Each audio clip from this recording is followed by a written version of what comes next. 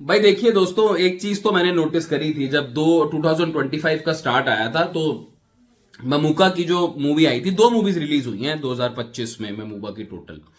Dominic and the ladies purse, दूसरा ये अपना इनकी कौन सी मूवी थी, बजूका। बजूका। और दोनों ही मूवी का जो बॉक्स ऑफिस कलेक्शन था वो कुछ बहुत अच्छा नहीं था। मतलब जिस लेवल का स्टारडम है इक्का का, ममूटी का, वो लेवल का परफॉर्मेंस नहीं था। और मूवीज भी कोई हकीकतन बात तो ये है कि मूवीज भी कोई बहुत बेहतरीन मूवीज नहीं थी, लोगों को पसंद नहीं आई थी। लेकिन उसके बाद इनफैक्ट आप 2024 में भी जाओगे तो मैं लिस्ट देख रहा था, टर्बो थी ब्रह्मयुगम छोड़ के, टर्बो भी ठीक कर गई थी, अब्राहम उजरा, मतलब कोई एक बहुत सेंसेशनल बॉक्स ऑफिस कलेक्शन वाली इनके पास एक हिट आ नहीं रही थी। ब्रह्मयुगम हालांकि अपना जो रिकवरी है वो कर गई थी, मगर फैंस वेट कर रहे थे। और देखिए, अब तो सोशल मीडिया अकाउंट्स में भी ये सब बातें मैं कहीं कहीं जगह पढ़ रहा हूं कि कई लोग कह रहे हैं कि नहीं, कलम कवल जितनी चल रही है उतनी नहीं चलनी चाहिए। सोशल मीडिया मतलब ट्विटर अकाउंट्स पे, वो तो रैंडम, खैर अकाउंट्स भी रैंडम होते हैं, बट ठीक है, लोगों की अपनी अपनी राय है। अब आपको मूवी पसंद आ रही है, आपको मूवी पसंद नहीं आ रही, किस वजह से नहीं आ रही है? फैन वॉर है, किसी और के फैन है, इनके फैन नहीं है। देखिए, उस उन चीजों का अब कोई मतलब बनता नहीं है, क्योंकि ये मूवी अब लोगों ने अपना जवाब जो है वो थिएटर्स में जाके दे दिया है।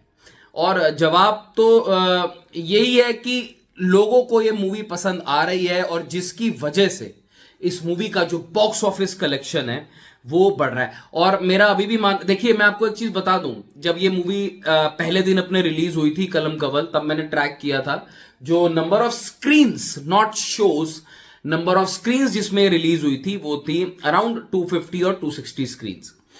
देन उसके बाद मिडवे में आके एक दो दिन बाद में जब रिस्पांस देखा गया तो डिस्ट्रीब्यूटर ने ये सीन्स को बढ़ा के 300 अबव किया। आई थिंक 325 330 के अराउंड की ये फिगर थी। तो वहां से एक आइडिया लगा कि क्योंकि केरला में ऐसा नहीं होता, मलयालम फिल्म इंडस्ट्री में ना ऐसा बिल्कुल नहीं होता है कि आपने शुरू में आती, और भी क्योंकि मूवीज चल रही थी, एको वगैरह भी चल रही थी, कुछ और छोटी मोटी मूवीज चल रही थी, देन रीजनल मूवीज चल रही थी।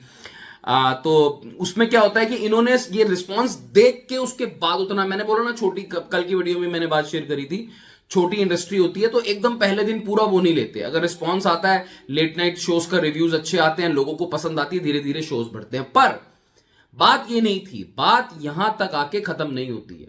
बात इंपॉर्टेंट ये है कि आज इस मूवी का 8वां दिन है। कल 7 दिन कंप्लीट करके, यानी कि एक हफ्ता कंप्लीट करके, कलम कवल ने एक बहुत ही बेहतरीन बॉक्स ऑफिस का परफॉर्मेंस दिया है। देखिए जी, बात करेंगे सारी स्क्रीन काउंट पे भी करेंगे, और कुछ थोड़ा सा जो ये बाहर कर रही है मूवी, जबरदस्त तरीके का कलेक्शन। देखिए, 7 डेज का जो world wide box office collection है वो तो ये कहता है कि केरला से ग्रॉस 26 करोड़ केरला का कलेक्शन है। ठीक है जी, जिसमें रेस्ट ऑफ इंडिया को अगर आप मिलाओगे तो 5.5 करोड़ का कलेक्शन है। यानी अगर इंडिया को मैं मिलाऊं तो 26 प्लस 5.5 यानी 31.5, या मोटा मोटा आप पकड़ के चलिए साहब 32 करोड़, 32 करोड़ का जो कलेक्शन है वो सिर्फ इंडिया के अंदर से। इसके बाद जो ओवरसीज का डेटा है वो बहुत अमेजिंग आता हुआ है। ओवरसीज का जो डेटा है वो अराउंड देखिए भाई साहब 33 करोड़ के अराउंड का ओवरसीज का डेटा, जिसमें कि गल्फ में जो रिस्पांस देखा गया वो कमाल का देखा गया। इसका रिस्पांस ऑस्ट्रेलिया से भी आया है, इसका रिस्पांस नॉर्थ अमेरिका से भी आया है। और मैं आपको एक चीज बता दूं, ओवरसीज में भी आज चाहे हम ये बात करें ना करें, और बिल्कुल एक डायरेक्ट फाइट तो नहीं है, मगर धुरिंदर कहीं ना कहीं, मैं होम ग्राउंड पे तो नहीं कह रहा हूं, मलयालम केरला के अंदर तो नहीं कह रहा, केरला में भी कुछ हद तक धुरिंदर का इतना जबरदस्त रिस्पॉन्स है, ये एक कहीं ना कहीं इंपैक्ट कर रही है बाहर भी, और थोड़ा सा हल्का फुल्का केरला के अंदर भी। यार होम ग्राउंड में मुझे लगता है जिन्होंने देखनी है मूवी पहले देखेंगे, आई थिंक धुरिंदर सेकंड नंबर पर रखेंगे। पर 33 करोड़ यानी 33 करोड़ जो बाहर का कलेक्शन है ओवरसीज का, उसमें, और इसको अगर आप कन्वर्ट करोगे यूएस डॉलर में तो 3.65 मिलियन के आसपास का डॉलर इसका बैठेगा। उसमें से 2.65 का जो कलेक्शन है वो जीसीसी से है, यानी मिडिल ईस्ट से बहुत अमेजिंग रिस्पॉन्स आता हुआ नजर आ रहा है। इससे ऊपर एक बात यह है कि 300 स्क्रीन्स अभी भी सेकेंड वीक पे इंटैक्ट हैं मूवी कलम कबल का, जिसका मतलब ये भी है कि डिस्ट्रीब्यूटर्स को, प्रोड्यूसर्स को, जो सिनेमा हॉल के एग्जीबिटर्स हैं, उनको बहुत भरोसा है कि कलम कबल अपने सेकेंड वीक में, देखिए अब मैं आपको अगर टोटल करके सम अप करके बताऊं ना, तो 7 डेज के अंदर जो उसका कलेक्शन हुआ है वो हुआ है अराउंड 65 करोड़, आप पकड़ लो। आज 8वां दिन है तो 70 करोड़ का कलेक्शन आज आपको टच होता हुआ दिख जाएगा। मगर आज का, कल का और परसों का, संडे का जो कलेक्शन है वो बहुत महत्वपूर्ण, बहुत इंपॉर्टेंट होने वाला है, बिकॉज यहां से जो ट्रेंड निकलता हुआ आएगा वो डिसाइड करेगा कि ये मूवी 100 करोड़ पे कितनी कंफर्टेबली पहुंचती है। क्योंकि ये 100 करोड़ में जितनी कंफर्टेबली पहुंचेगी उसके ऊपर का जो होगा वो पूरा होगा एड ऑन, एंड वो एक फिगर आई थिंक जिस हिसाब से रिस्पॉन्स मिला है मूवी का, एक वो बूस्ट अप बोलते हैं ना, मिलेगा। And I think most probably अगर थोड़ा सा इस वीकेंड का वेट करेंगे यार, देखो क्योंकि कलेक्शंस जो हैं 4-4, 5-5 करोड़ बढ़ रही हैं, और लेकिन ओवरसीज से डेटा अच्छा आ रहा है, बट स्टिल ये 4-4, 5-5 करोड़ वाला जो डेली का जो एड ऑन होता है ना, इसके लिए थोड़ा सा देखिए, जैसे धुरंधर में मैं आपको क्लियर कट प्रेडिक्शन दे सकता हूं कि 550 करोड़ के आसपास का कलेक्शन होना ही होना है उसका, ठीक है। पर इसके लिए मैं सेकंड वीकेंड के लिए थोड़ा सा वेट करूंगा, स्पेशली आज फ्राइडे का जो ऑक्यूपेंसी है, मुझे आज उम्मीद है कि आज 5 से 6 करोड़ आएंगे इन टोटल वर्ल्ड वाइड में। बट लेट्स सी, इसका सेकंड वीकेंड बहुत क्रूशियल होगा। मेरा ऐसा मानना है एकदम वहां जाके कि 110-115 करोड़ का कलेक्शन कलम कवल अपने लाइफ टाइम में करने वाली है, which will be huge for this genre. ये जो यॉनरा है जिसमें क्राइम, मिस्ट्री, ये बहुत बड़ा फिगर होगा इस पर्टिकुलर यॉनरा के लिए।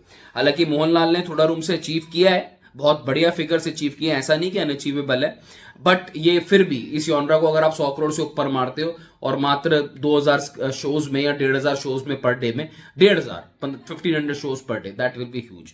एक और जाते जाते बात ये कर देता हूं कि मेरी किसी से बात हो रही थी और जब मैं लिस्ट ऑफ एक्ट्रेस निकाल रहा, परफॉर्मेंसेस निकाल रहा था, आई थिंक मलयालम सिनेमा में एक चीज बहुत क्लियर है, फाइट 3 एक्ट्रेस में होगी, 3 परफॉर्मेंसेस में होगी साल में।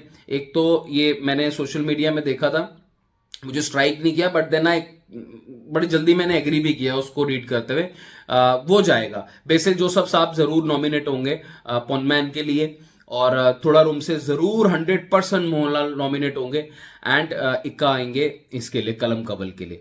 और मेरा ऐसा मानना है कि जो टेक्निकल और क्रिटिकल जो अवार्ड है बेस्ट एक्टर के लिए, most probably it will go to Ikka, irrespective, because मेरा यहां से मलयालम सिनेमा से कोई ऐसा फैन वाला वो वाला एक बायसनेस वाला अप्रोच नहीं है, बट आई डू बिलीव कि मोहनलाल ने फैंटास्टिक बिजनेस दिया है, बहुत रिकॉर्ड्स तोड़े हैं, which I think will be unbeatable for the longest of time.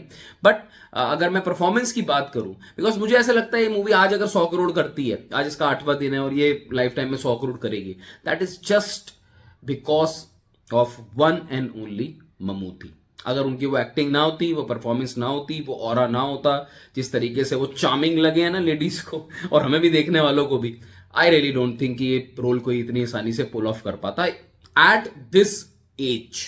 Grace नहीं होनी चाहिए एज के अंदर, smoke woke everything was fantastic. आप अपनी राय कमेंट सेक्शन में बताओ, आपको क्या लगता है ये मलयालम सिनेमा से एक और भयंकर हिट साबित होने वाली है या नहीं। आई मीन 100 करोड़ की बात ही करेंगे, अब तो सीधा 100 करोड़ रुपए ही निशान है। Take care, bye bye.